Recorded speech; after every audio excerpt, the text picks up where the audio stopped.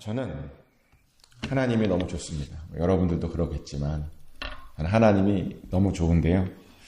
여러 가지 이유가 있겠죠. 그 중에 제가 특별히 더 좋아하는 부분은 뭐냐면 우리 하나님은 항상 우리에게 한 번 더라고 하는 기회를 주신다는 겁니다. 실패했다고 그것을 바로 내치는 것이 아니라 어떻게든 한 번씩은 더 기회를 주시려고 하신다는 것이죠. 그리고 우리에게는 한 번의 더 기회가 항상 필요합니다. 왜냐하면 우리가 너무 연약하잖아요. 우리는 너무 부족합니다. 반드시 실수하고 반드시 넘어집니다. 근데 감사하게도 우리 하나님께서는 우리가 실수했다고 바로 내치시지 않으시고요. 우리가 실패했다고 바로 징계하시지 않으십니다. 일단 참아주시고 일단 기다려주십니다. 그러다가 또 한 번의 기회를 주시고요. 그 기회를 통해서 다시 한번 우리가 잘 일어나게 하십니다. 성경의 모든 사람들이 대부분 그랬죠. 그중에 대표적인 사람을 한 명 꼽아보라면 예수님의 제자들을 저는 꼽아볼 수 있는데요. 예수님께서 십자가에 달려 돌아가실 때 요한을 제외한 다른 모든 제자가 다 도망가 버렸습니다. 예수님께서 잡히시다 보니 같이 잡힐까 봐 멀리 도망가 숨었습니다. 예수님을 배신한 겁니다. 하지만 예수님은 그들에게 또 한 번의 기회를 주셨습니다. 부활하셔서 그 배신한 제자들을 다 찾아가서 직접 만나 주셨고요. 그리고 승천하기 전까지 그들에게 다시 하나님의 나라에 대해서 가르쳐 주셨습니다. 그랬더니 그들이 변화되었죠. 그래서 성령도 받고 교회도 세울 수 있었고요. 그리고 정말 나중에는 그들이 땅끝까지 가서 복음을 전할 수 있었습니다. 예수님께서 다시 그들에게 또 한 번의 기회를 주셔서 그들이 그 기회를 잡고 그렇게 쓰임받을 수 있었다는 것입니다. 이렇게 하나님도 그렇고 예수님도 그렇고 우리들에게 한 번 더의 기회를 항상 주십니다. 그리고 하나님께서는 사울 왕에게도 그런 기회를 주셨습니다. 그제도 말했지만 사울 왕은 앞선 블레셋과의 전투에서 아주 큰 실수를 했습니다. 사무엘이 드려야 되는 그 제사를 자기가 드려버렸죠. 하나님의 말씀을 그 말씀대로 지키지 않은 겁니다. 사람들 눈치 보다가 사람들을 회유하려다가 하나님께 정말 큰 죄를 저지른 겁니다. 그래서 사무엘은 사울에게 그의 나라가 그렇게 오래되지 않을 것이다 라고 말했고요. 또 하나님께서 또 다른 왕을 이미 준비해 놓았다라고 하는 그런 말까지도 사울 왕에게 했죠. 그래서 그 말대로라면 사울은 그 블레셋과의 전투에서 죽고 그 이후로 곧바로 새로운 왕이 세워져야 했습니다. 사무엘의 말대로라면 당연히 그렇게 되어야 했습니다. 하지만 사울은 그 전투에서 죽지 않았죠. 그리고 또 다른 왕도 세워지지 않았습니다.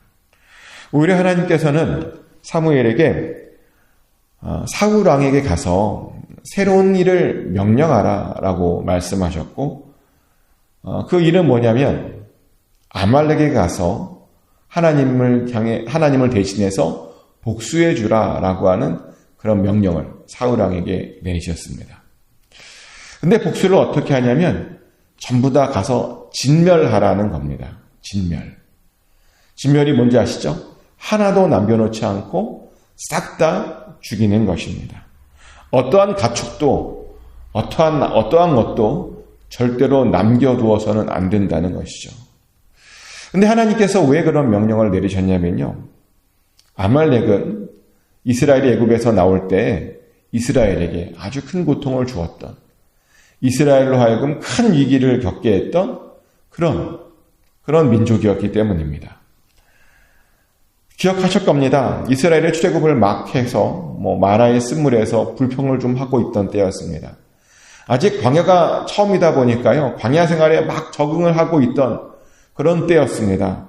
그런데 바로 그때 이스라엘 향해서 아말렉이 쳐들어왔죠. 그래서 이스라엘이 아주 큰 위기에 빠졌고요. 그 위기를 정말 모세의 중보 기도로 아주 간신히 극복하게 할 수밖에 없었던 그런 일이 있었습니다.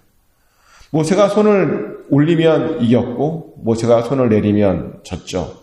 그래서 아론과 훌이 모세의 팔을 들고 그 전쟁 내내 있어야 했죠. 정말 간신히 아말렉을 이겼습니다. 그러다 보니까 하나님이요, 아말렉이 너무 괘씸했습니다. 왜냐하면 이스라엘이 가장 약할 때 바로 그때를 노리고 이스라엘을 공격한 것이거든요. 하나님이 제일 싫어하는 게 뭐냐면요, 약한 사람 공격하는 겁니다. 하나님은 약한 사람을 돌봐주라 그랬지 공격하라고 하지 않았습니다. 근데 아말렉이요, 그 이스라엘이 가장 약해 있는 그 틈을 타서 이스라엘을 공격했다는 겁니다. 그래서 그렇게 심판받아야 했습니다.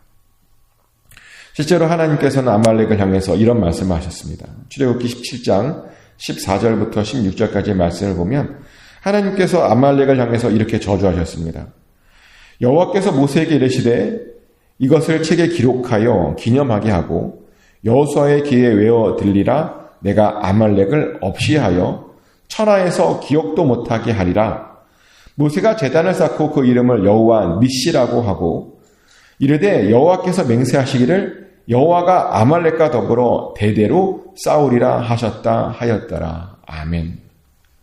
하나님께서 뭐라고 명령하셨냐면 이 아말렉과의 전투를 성경 안에 기록해 두라고 말씀하셨습니다. 그리고 여호수아의 귀에 들려 기억하고 외우게 하라고 말씀하셨습니다. 하나님께서 아말렉을요, 친히 쳐서 천하에서 기억하지 못하게 하시겠답니다. 하나님께서 아말렉과 더불어 대대로 싸우시겠다라고 말씀하셨습니다.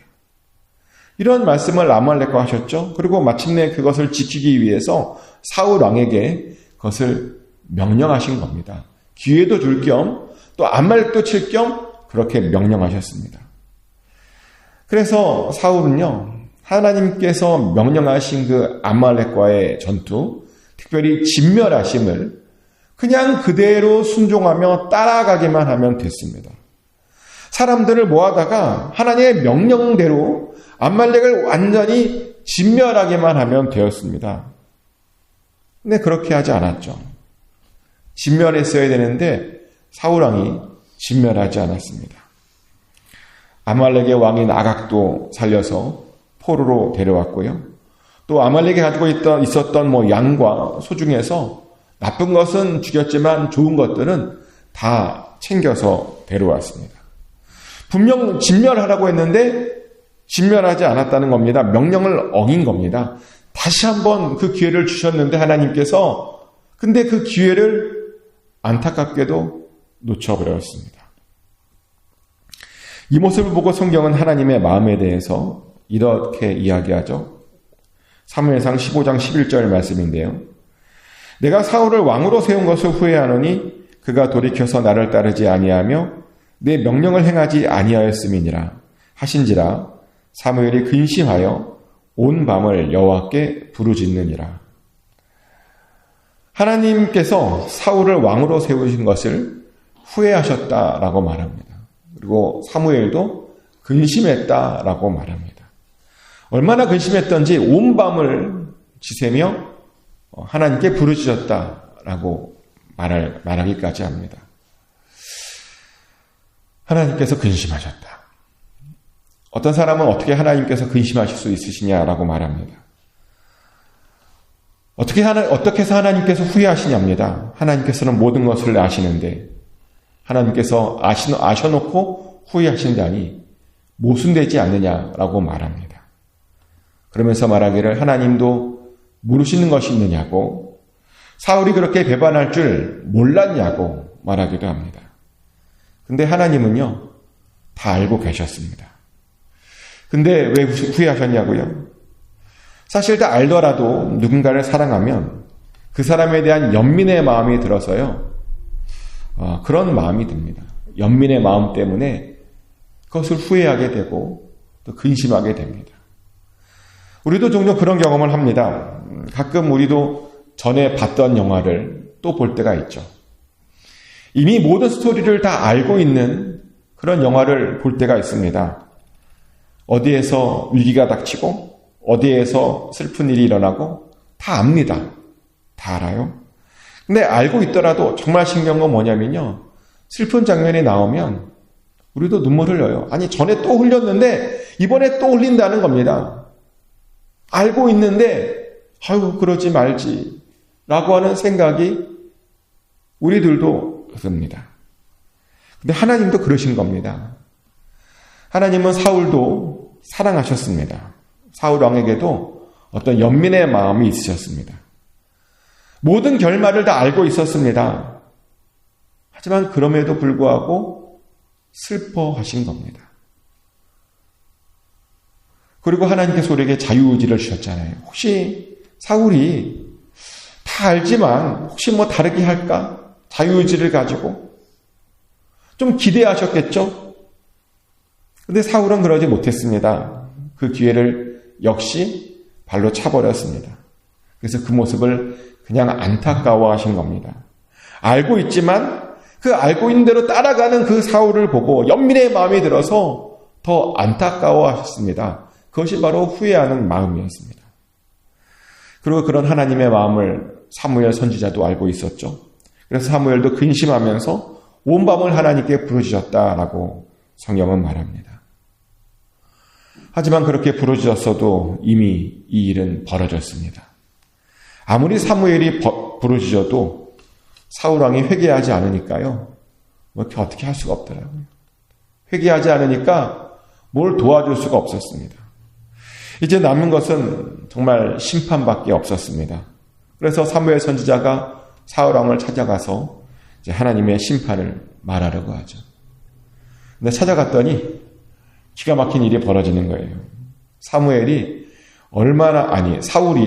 얼마나 사무엘을 능청스럽게 영접하던지 사울이 사무엘의 복을 빌면서 뭐라고 말하냐면 자신이 하나님의 명령을 다 지켜 행했다라고 너무나 당당하게 너무나 자신 있게 그렇게 말을 하는 겁니다. 범죄를 저질렀잖아요. 큰 잘못을 저질렀는데 그것을 너무나 당당하게 자랑스럽게 말하고 있는 것이죠. 사무엘이 얼마나 당황했을까요? 근데 범죄자들의 일반적인 행동이 바로 이런 겁니다. 자신들이 한 행동을 범죄라고 죄악으로 여기지 않습니다. 심지어 자신들이 굉장히 잘했다라고 생각합니다. 그래서 절대로 회개하지 않죠. 하지만 반대로 하나님의 은혜 아래에 있는 그런 사람들은요, 오히려 자신들의 잘못들에 대해서 굉장히 민감하게 반응하죠. 왜냐하면 하나님의 은혜 아래에 있다 보니까 자신의 죄만 보이거든요. 그래서 하나님 앞에 서면 눈물부터 나옵니다. 하나님께 너무나 죄송하고 너무나 부족해서 항상 하나님 앞에 앉으면 눈물부터 나옵니다. 하지만 사울왕은 눈물은커녕 사무엘 선지자 앞에서 너무나 당당했습니다. 그래서 이런 핑계를 대어 자기가 그렇게 가장 좋은 것을 남겼던 이유는 백성들이 그것을 가지고 하나님께 제사하고 싶어서 제가 그것 때문에 가지고 나왔다. 그래서 진멸하지 못했다라고 전부 다 백성들 핑계를 댑니다. 그랬더니 사무엘이 굉장히 유명한 이 말을 남기죠. 사무엘상 15장 22절 23절 말씀인데요. 사무엘이 이르되 여호와께서 번제와 다른 제사를 그의 목소리를 청종하는 것을 좋아하심같이 좋아하시겠나이까? 순종이 제사보다 낫고 듣는 것이 수장의 기름보다 나으니 이는 거역하는 것은 점치는 죄와 같고 완고한 것은 사신 우상에게 절하는 죄와 같음이라. 왕이 여호와의 말씀을 버렸으므로 여호와께서도 왕을 버려 왕이 되지 못하게 하셨나이다 하니. 하나님이 놀랍게도 예배보다 더 좋아하시는 것이 있다라고 말합니다. 하나님께서는 예배보다 하나님의 목소리를 청종하는 것을 더 좋아하신답니다. 예배보다요, 순종하는 것을 더 좋아하신다라고 분명하게 우리에게 말씀하고 계십니다. 불순종하는 것은 하나님께서 제일 싫어하는 우상에게 점치는 죄와 같고요. 불순종해서 완고하게 고집을 부리는 것은 우상에게 절하는 죄와 같다라고 우리에게 말씀하고 계십니다. 그런데 사울 왕이 지금 하나님께서 제일 싫어하는 그런 불순종을 행한 겁니다. 하나님께서 제일 싫어하는 하나님 앞에서 고집을 지금 부린 겁니다. 그래서 하나님께서는 사울왕을 그렇게 심판하실 수밖에 없었습니다. 예배를 드려도 심판하실 수밖에 없었다는 겁니다. 그러며 하나님께서 사울왕을 버리셨다라고 선포하죠. 버리셨대요. 그랬더니 사울왕이 그제서야 자신의 죄를 고백합니다. 자기가 정말 잘못했다고, 자신이 사람들 눈치 보느라 하나님의 말씀을 순종하지 못했다고, 제발 자신의 죄를 용서해 달라고, 그러면서 자신도 제사 드리고 싶다고, 예배 드리고 싶다고 그렇게 말을 했는데요. 근데 이미 때는 늦었죠. 기차가 떠나버렸습니다. 그런 것을 보면 회개에도요, 보니까 때가 있더라고요. 때가 있습니다. 때가 지나버리면 아무리 회개하고 싶어도, 잘못을 고백해도 안 받아주는 그런 때가 있다는 겁니다.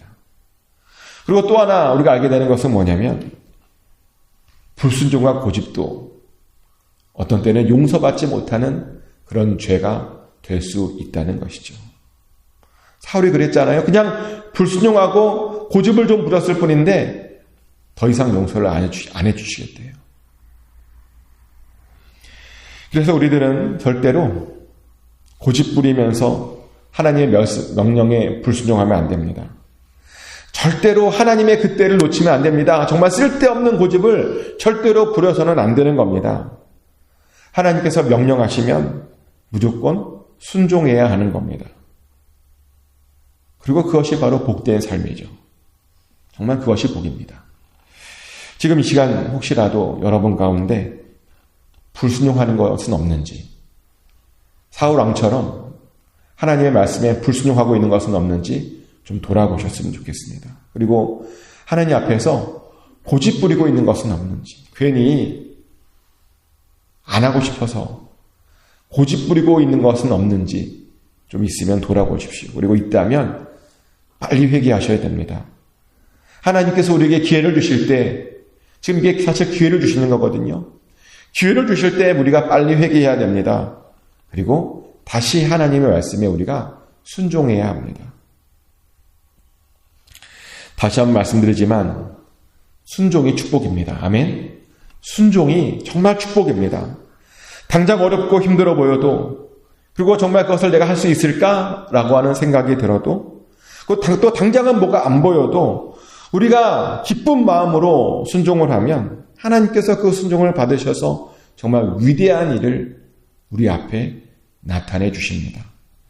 그리고 그 일을 통해서 하나님께서도 영광 받으시고 우리도 하나님의 복을 받을 수 있게 됩니다. 축복하는 것은 꼭 순종하심으로 하나님의 위대한 그 일에 참여하셔서 하나님께 칭찬받고 인정받는 저와 여러분 되시기를 예수 그리스도 이름으로 축복합니다.